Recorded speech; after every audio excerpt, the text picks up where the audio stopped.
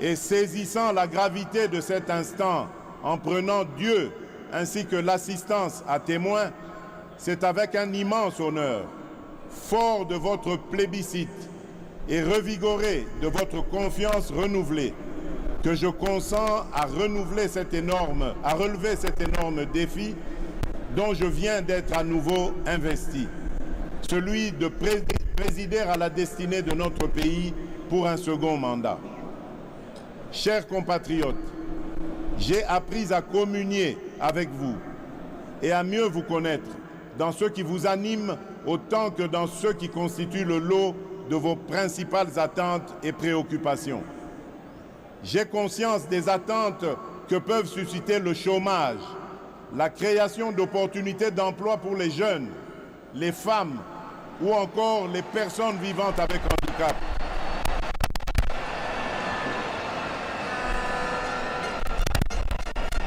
L'autonomisation et la promotion des femmes dans notre société, de même que l'inclusion et la protection des personnes les plus vulnérables. Tout comme j'ai conscience de vos attentes relatives à l'augmentation du pouvoir d'achat, à la stabilité du franc congolais, à la création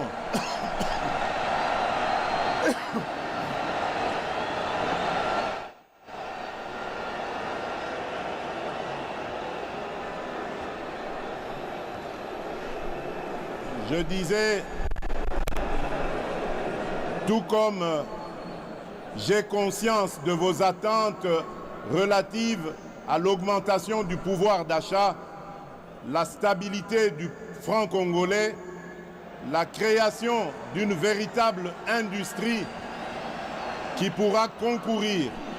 à la réduction de la dépendance de notre économie aux importations, notamment celle des biens et des produits de première nécessité. Au-delà des questions relatives à l'emploi, à la cohésion nationale, à l'économie nationale et à la monnaie, le renforcement de l'État dans sa capacité à sécuriser la population et ses biens, à éradiquer l'activisme terroriste et les groupes armés qui sévissent dans la partie orientale de notre pays, à protéger avec plus d'efficacité nos frontières, à assurer la défense ainsi que la sauvegarde des intérêts de notre pays partout où ils sont discutés,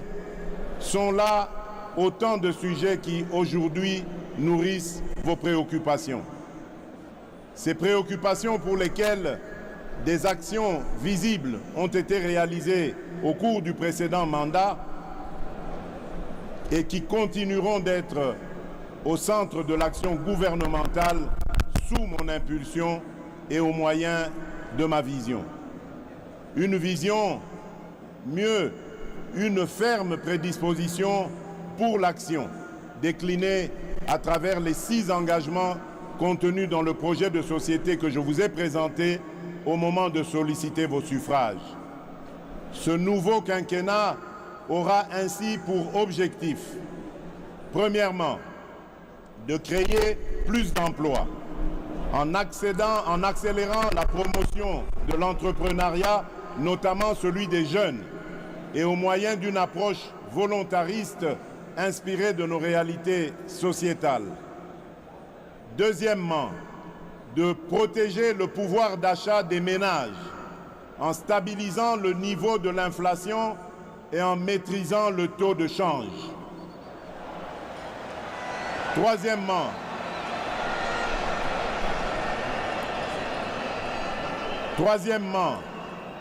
d'assurer avec beaucoup plus d'efficacité la sécurité de nos populations, de notre territoire, de nos biens ainsi que la préservation de nos intérêts. Au moyen d'une restructuration profonde de notre appareil de sécurité et de défense et par la poursuite du renforcement de notre diplomatie. Quatrièmement, de poursuivre la diversification de notre économie et d'accroître sa compétitivité en optant pour la transformation de nos produits agricoles et miniers bruts sur notre sol. Cinquièmement, de garantir plus d'accès aux services de base en veillant à l'extension des programmes tels que ceux de la couverture santé universelle, de la gratuité de l'enseignement et du PDL 145 territoires. Et enfin, sixièmement, de renforcer l'efficacité de nos services publics. Ces engagements résument ma détermination à offrir des solutions pragmatiques par la force de la volonté et de la mobilisation des énergies de tous pour la création de plus d'emplois pour les jeunes à la sortie de la formation et pour les personnes en sous-emploi, la maîtrise du coût de la vie et la garantie de la sécurité des citoyens où qu'ils vivent. À ces engagements s'ajoute l'épineuse question du désenclavement de nos territoires, dont la solution en termes de financement vient d'être rendue possible, notamment grâce à l'affectation prochaine de fonds issus de l'enveloppe obtenue dans le cadre de la renégociation du projet SICOMINE et qui devrait atteindre un montant global de 7 milliards de dollars américains. À cette question épineuse se pose-t-elle aussi celle du développement des chaînes de valeurs agricoles et de l'assainissement de nos villes, trois défis qui constitueront les trois initiatives présidentielles prioritaires de ce nouveau mandat. Mes très chers compatriotes, de vos suffrages et le renouvellement de votre confiance à mon égard interviennent dans une période critique de l'histoire et où de nombreux défis pèsent sur notre devenir collectif. D'abord, sur le plan national, les efforts fournis dans la sécurisation de nos concitoyens et dans la sauvegarde de notre intégrité territoriale se retrouvent mis à mal par les velléités obscures de certains États voisins, d'acteurs extérieurs ou internationaux, avec la complicité lâche de certains des nôtres. En effet, nonobstant votre vigilance, le sacrifice et la bravoure de nos vaillantes forces de sécurité et de défense, les menaces se veulent résilientes. Et pour beaucoup, alimentées par la trahison de certains Congolais qui, sans scrupules et sans la moindre considération humaine et patriotique, s'allient à l'ennemi pour faire couler le sang de leurs propres frères et sœurs congolais. Toujours sur le plan national, se pose le défi de la sauvegarde de notre cohésion nationale qui ne peut se faire qu'au moyen du renouvellement et de la consolidation de notre vouloir vivre collectif. Un vouloir vivre collectif où seront bannis les fléaux de la haine, du tribalisme, du clanisme et de toutes les antivaleurs qui aujourd'hui minent le développement de notre pays. Bref, un vouloir vivre collectif comme valeur sacrée que nous léguerons entière aux générations futures. Ensuite, sur le plan international, se dresse le défi de l'intégration régionale et du développement de notre continent pour lequel notre pays, la République démocratique du Congo, a significativement contribué et, fort de son potentiel, se veut aujourd'hui, plus qu'hier, un acteur incontournable, mieux, un catalyseur. Enfin, se pose-t-il le défi du réchauffement climatique pour lequel notre pays se veut être une solution au regard de ses potentialités naturelles qui ne sont plus à présenter, tout comme le défi collectif de la préservation de notre existence commune face aux idéologies du chaos et à la folie meurtrière qui n'épargnent aucune nation ni aucun pays. Chers compatriotes, je mesure l'ampleur de la tâche qui m'attend, ainsi que toute la portée des attentes légitimes qu'évoque cet ultime mandat, dans l'esprit de chaque Congolaise et de chaque Congolais. J'ai cependant la certitude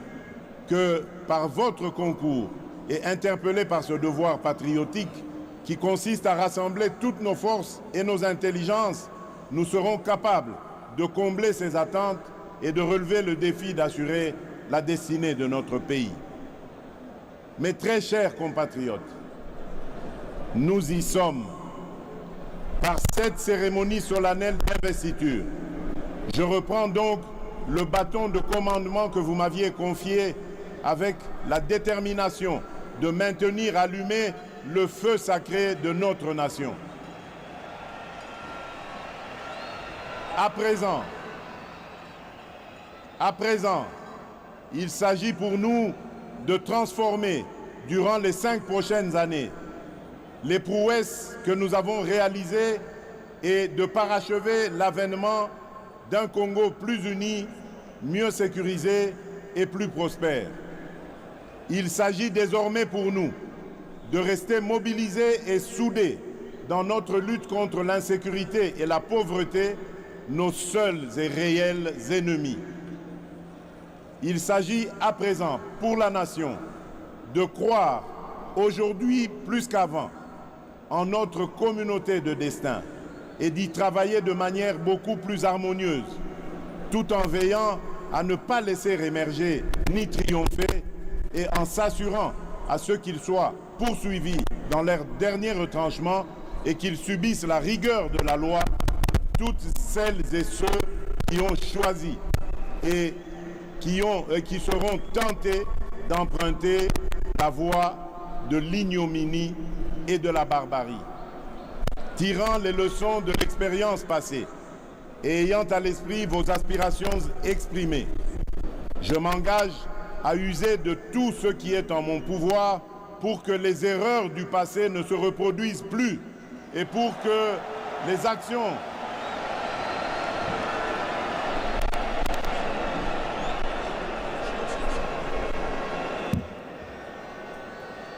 Je disais, tirant les leçons exprimées, je m'engage à user de tout ce qui est en mon pouvoir pour que les erreurs du passé ne se reproduisent plus et pour que les actions nécessaires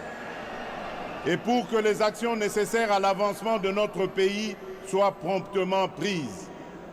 C'est à cela que j'engagerai le gouvernement qui sera formé une fois la majorité dégagée.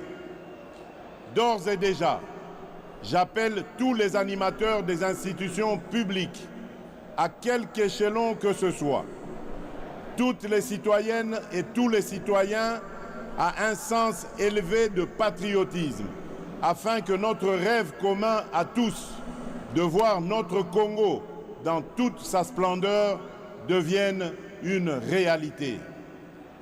Mes très chers compatriotes, désormais investi de la charge suprême de la République, je me tiens en ces lieux pour sceller avec vous ce nouveau contrat marqué du sceau de vos sacrifices, de vos aspirations,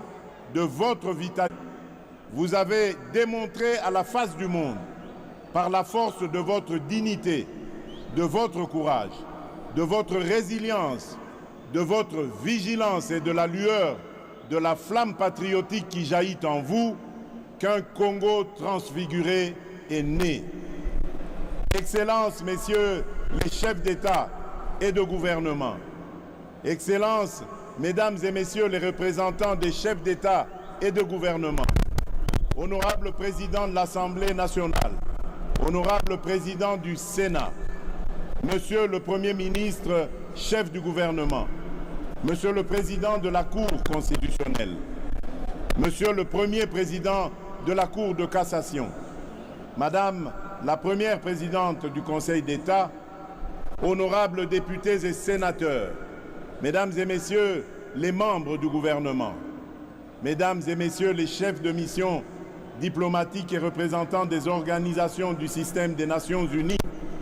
mesdames et messieurs les présidents des regroupements et partis politiques, mesdames et messieurs les représentants des organisations syndicales et confessions religieuses, autorités locales et coutumières, mesdames et messieurs distingués invités, mes très chers compatriotes, aujourd'hui, une nouvelle ère est née, une ère de maturité, incarnée par les valeurs républicaines de paix et de justice, une ère de progrès, débarrassée de ceux qui jadis nous minaient, une ère magnifiée par le labeur, l'action juste et consciencieuse des filles et fils de notre mère patrie, une ère transcendée par le serment renouvelé de ne jamais trahir le Congo et son peuple et de propulser plus haut l'étendard de notre chère et belle nation. Enfin, l'ère du renouveau, lancé par un quinquennat que rien ne détournera de sa volonté de réaliser une République démocratique du Congo plus unie, plus en sécurité et plus prospère pour la postérité. Que vive la démocratie, que vive le peuple congolais, que Dieu bénisse la République démocratique du Congo, son peuple et tous ceux qui l'ont choisi comme pays de résidence. Je vous remercie.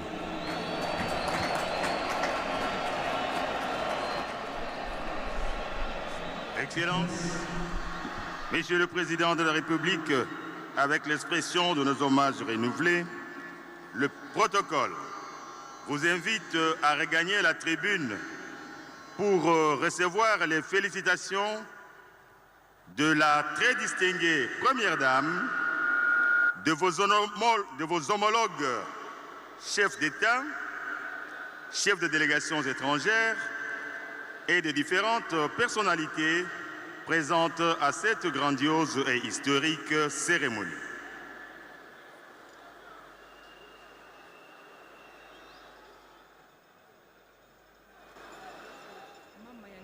Denise Nyakero Tshisekedi indiqué quiz samna